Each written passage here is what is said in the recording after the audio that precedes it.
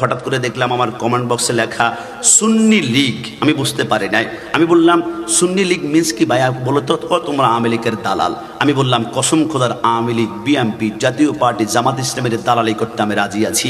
শর্ত হচ্ছে একটা, তোমাদের প্রত্যেকের প্যান্ডেলে ইয়া রাসূলুল্লাহ শোনা যেতে হবে, তোমাদের প্রত্যেকের প্যান্ডেলে ইয়া নবী সালাম আলাইকা শোনা যেতে হবে, তোমরা প্রত্যেকের নবীকে নূর মানবা, মিলাদুন নবী আসলে সকল ঈদের সেরা স্লোগান দিবা। আমি বিএনপি যদি বলে সকল ঈদের সেরা ঈদ ইয়া নবী সালাম আলাইকা ইয়া রাসূলুল্লাহ, আমি বিএনপি করতে রাজি আছি। জামাতের ভাইরা যদি বলে চলো প্যারেড ময়দানে দাঁড়িয়ে বলবো ইয়া নবী সালাম আলাইকা মিলাদুন নবী চলবে, ইয়া রাসূলুল্লাহ চলবে, আমি কালকে থেকে জামাত করব। যদি আমার আওয়ামী লীগের ভাইরা আবার বলে আমরা করব, আল্লাহর কসম যেই দল মদিনাওয়ালার দলের দালালি করবে আমি সেই দলের দালাল হতে রাজি আছি। কথা বলো ঠিক কি না? কারণ আমাদের দল বন্ধুত্ব হবে নবীর প্রেমের কারণে, আবার দুশ্মনী হবে নবীর দুশ্মনীরই কারণে। কথা বলো ঠিক কি না? এজন্য আমাদেরকে এই লীগ ওই লীগ বলিও না।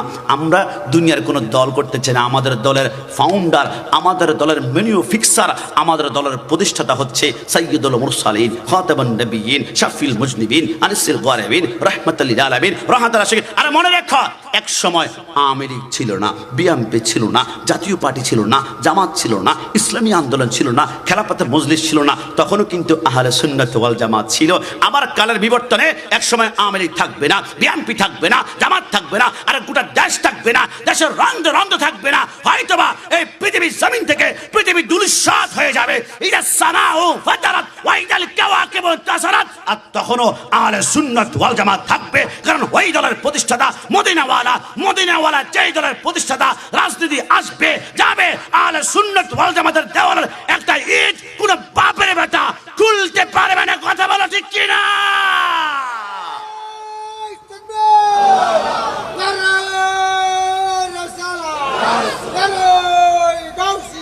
এবার বলো, যত পারো দালাল, যত বলো দালালি যা বলতে পারো আমরা রাজি আছি। তবে আমরা বলে দিই আমরা সেই দলের দালাল যেই দল মদিনাওয়ালার দলের দালালি করে